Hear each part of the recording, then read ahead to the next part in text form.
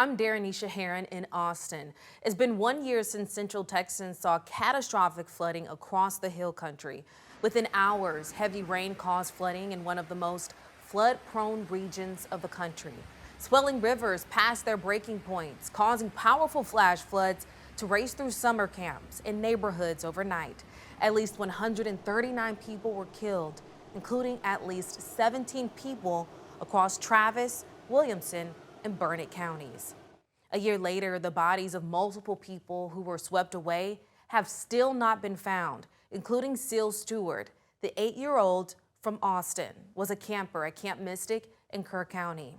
Her parents, Will and Cece Stewart, released a statement ahead of the 1-year mark, saying in part, quote, "We still don't know how we will face that morning, but we know we will not face it alone, because in the wreckage of the Guadalupe River, there are still people searching, still refusing to leave our daughter behind. Their faithfulness is the reason we can meet that day at all. Thank you to each and every one of you," end quote. We are hearing from first responders who answered the call in Sandy Creek that day and in Kerrville on July 4th. Adam Bennett shares their memories and how they're moving forward. On July 4th, 2025, Austin Travis County EMS Captain Ross Copeland was staged in New Braunfels after being activated by a state task force when his water squad leader called around 5 a.m. Hey guys, San Antonio lost both their vehicles. Get to Kerrville as quick as possible. But en route to rescue, Copeland says silt from the water caused motor failure in his team's boat. A team member fell overboard, and then after rescuing him, their boat washed into a tree. I still don't believe how we got this thing started. Got it started and drove out of this water. Next, Copeland says, several more challenges out of their control. Communication breakdowns. It was almost like we were in a self-dispatch phase of rescue. Non-actionable intelligence. Meaning someone would call a friend and say, hey, I'm trapped in a tree, I need help. But we had no way of finding them because they didn't know themselves where they were. And limited access to Kerrville from their staging point. We were 1 second late over and over again for 24 hours. Copeland says there were no rescues, only recoveries for his special operations unit over the next 14 days. We held on to the fact that we're bringing closure to the families, and that was the #1 priority. Back in Austin, early in the morning, July 5th. Austin Travis County EMS Commander Kim Griffith rushed to Sandy Creek in northwest Travis County after hearing the calls for water rescues. It's one of those things you can't fully understand until you actually get to see it and experience it yourself. She remembers blinding rain, rising low water crossings, and jumbled radio traffic. Usually phones are the backup, but you would have to be inside to use it, so you had to jump in and out and hope the phone screen was working. Griffith says she assessed medical needs of people pulled out of the water, shared safe routes in for the ambulances where victims could dry off, and then looked for a safer place for them to go next. She says she cold called a nearby HEB just 15 minutes before they opened. Can I use your store? And the response was, yes, absolutely. Great, when can I be there? As soon as you need. I will see you in 15 minutes. And we just loaded everybody into ambulances and did a caravan. Looking back 1 year later, Copeland credits his team's training beforehand, their debrief afterwards. Hey, we could have done this better, we should have done this better. Next time we need to carry this equipment with us. And both medics say resources made available for mental health. If you're able to talk to people that were there, it can be really helpful for closure and just knowing what happened. To help them move forward, ready to respond to the next call. Adam Bennett, KVUE News. Thanks, Adam. A Sandy Creek neighbor who survived the disaster is now taking flood safety into his own hands. He's building a warning system he hopes will give families precious extra minutes to get to safety. Here's KVUE's Jessica Cha.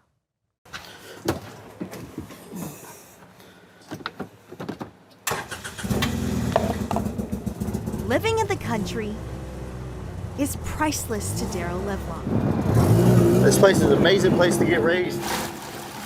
All the fun activities, all the woods you can go run around in. But Sandy Creek, See how much land I got eroded away from the water? paid a heavy price last 4th of July weekend. What started as rain on the night of July 4th ended with many homes flooding from water that overflowed from Big Sandy Creek by July 5th. And all I see is just water as far as I could see. And I see like a structure, it looked like a structure of a house floating by. And it was like, I shut the door because water was coming in, and it's like, it's too late. we're gonna die. Homes washed away, It was just destroyed because of all the water rushing through it. belongings lost, Most of our cars are gone and for some families, the cost was greater. because we already had buried so many people, like friends of my daughters, you know, the whole family. It breaks your heart. Yep, breaks your heart. I couldn't imagine, and I don't want it to get there. That's why I'm doing something about it. A few weeks ago, Levlon, who has a background in engineering, got the idea to build some peace of mind. This is, of course, the light for strobing, and this is the horn. He says he couldn't find a flood warning system to buy online. One night I woke up, I'm like, I'm making one.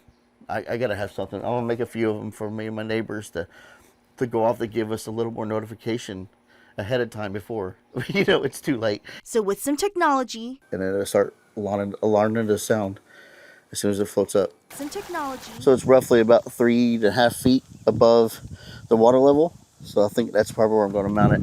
he's paying the price. It costs like $200-300 to build it, you know what I mean? On all just the parts. And I don't care. If it's going to save their life, I don't care. I'm going to do it. You know what I mean? Because he says the lives who live out in this part of the country are priceless. In Sandy Creek, Jessica Chung, KVUE News. And in another part of Central Texas, people came together to honor the lives lost and help families continue on their road to recovery. Here's KVUE's Allison Hill from Green.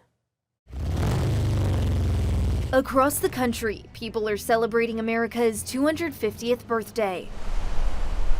But for many here in Texas, this 4th of July marks something very different. It really put everything into perspective, how something can happen so fast, how a beautiful, happy day can quickly turn into one of Texas's biggest nightmares, disasters. Saturday marks 1 year since devastating floods took the lives of more than 100 people in the Texas Hill Country.